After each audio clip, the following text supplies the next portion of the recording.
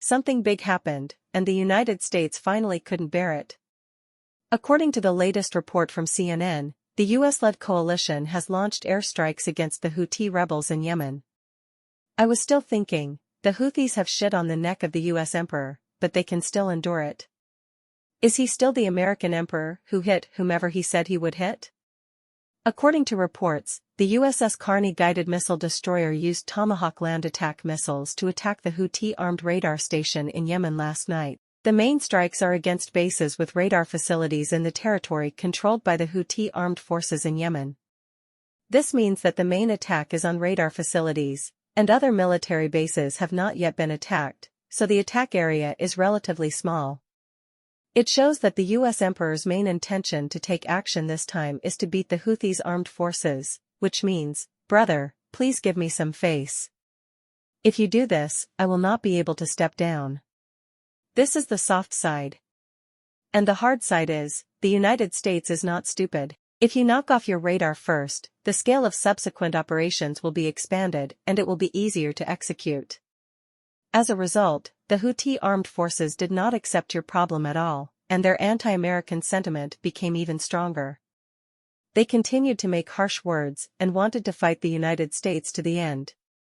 It even claimed to have shot down an F-22. This is to make it clear that they don't want to give face to the American emperor. This makes the US imperialists a little bit in trouble now. What is the cause of this matter? It still goes back to the Al-Aqsa Flood operation launched by Palestinian Hamas against Israel on October 7 last year. At that time, Israel was beaten hard. It can be said that Israel has not suffered such humiliation since its founding. In the past, Israel, the little bully in the Middle East, bullied others, but this time the eagle had its eyes pecked out by the chicken. A country like Israel, which was founded on militarism, advertises externally and internally that it is invincible. How can it possibly endure humiliation? So they launched what they called a crackdown on Hamas terrorists in the Gaza Strip. As a result, they had little success in dealing with the guerrilla Hamas in Gaza. They were unable to respond to the surging public opinion in the country, so they had to vent their grievances on the ordinary Palestinian people. So in full view of the world, they committed genocide against the Palestinian nation. Then it aroused the indignation of the Houthi armed forces in Yemen, who are also Muslims, of course. There is also Iran's operation in it. As a result, the Houthi armed forces announced a blockade of the Red Sea waterways and would attack passing ships related to Israel. This ultimately triggered the US military strike against the Houthis. Let's see how everyone reacts. Turkish President Recep Tayyip Erdogan lashed out at the attacks by the United States and Britain, calling them an excessive use of force and denouncing that the two countries were trying to turn the Red Sea into a sea of blood. He also claimed that the Turkish government had learned from various channels that the Houthi armed forces in Yemen were conducting a very successful defense and counterattack against the United States and the United Kingdom. Egypt's Ministry of Foreign Affairs issued a statement indifferently, calling on Middle Eastern countries and the international community to work together to ease tensions in the region and ensure safe navigation in the Red Sea. Iran strongly condemned it. However, it is unclear whether there will be subsequent support or direct support for the Houthis. If Iran joins, it will be a real chaos. Of course, the chance of this is very small. Just let your little brother Houthi armed forces consume the United States. There is no need to join the war yourself. Analysis of this US action. As soon as the Houthi armed forces announced the blockade of the Red Sea waterway, the United States could not sit still. The United States considers itself to be the world's policeman, and all waterways around the world are basically controlled by the US military, especially key waterways.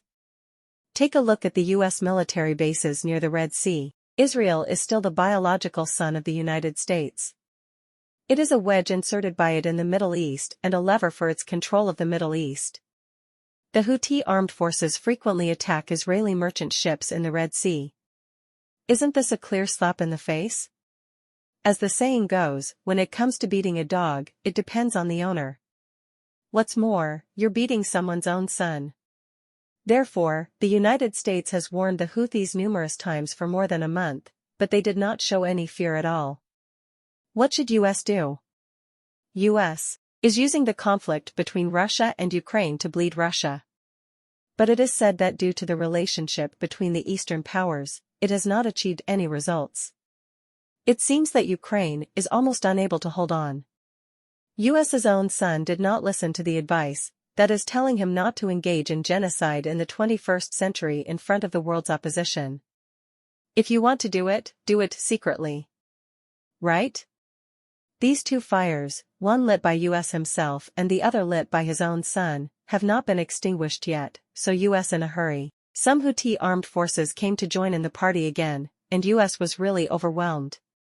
If US choose not to fight, some of US's shipping has been completely blocked, inflation has skyrocketed, and the Houthi armed forces have been provocative, launching missiles at your warships every 3 days. There is no place to put this face.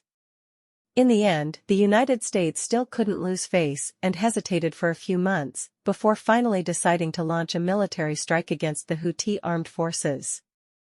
Therefore, this action was probably improvised and a slap on the wrist decision. It is not a well-thought-out military operation with a plan of action. If you look at this operation, it doesn't even have an operation code name. In the past, the United States Operation Desert in the Gulf War and Operation Enduring Freedom in the Afghanistan War all had operational code names. This can also show from one aspect that this action is probably a very hasty decision. Most likely, no strategic goals have been set.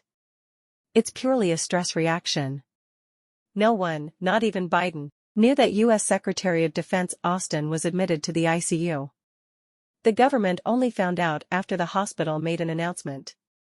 It can also be seen from this point that the command system of the U.S. military is actually a bit chaotic now. Another point is that judging from this operation and the previous multinational joint escort operations conducted by the United States, the appeal of the United States has really increased a lot compared to before. The United States claims that more than 20 countries have joined the Red Sea escort operation codenamed Prosperity Guardian, but only 12 countries are listed on the list, and at least 8 countries are unwilling to admit their participation.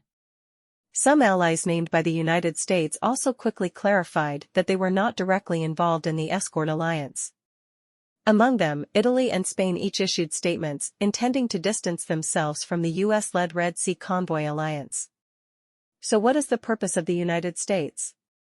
It looked like a warning, but the Houthis ignored it. Does US want to completely eliminate the Houthis? You can't wipe them out at all with airstrikes. If you send ground troops, the question is, aren't you afraid of getting stuck in the quagmire again? Moreover, the US election is approaching. Sending ground troops to launch a war at this time is simply an act of political suicide. So, 2024 is indeed more exciting than 2023. We have such a big show at the beginning of the year. As outsiders, we should move the benches and watch the show. Follow my channel, more exciting content is waiting for you in the future.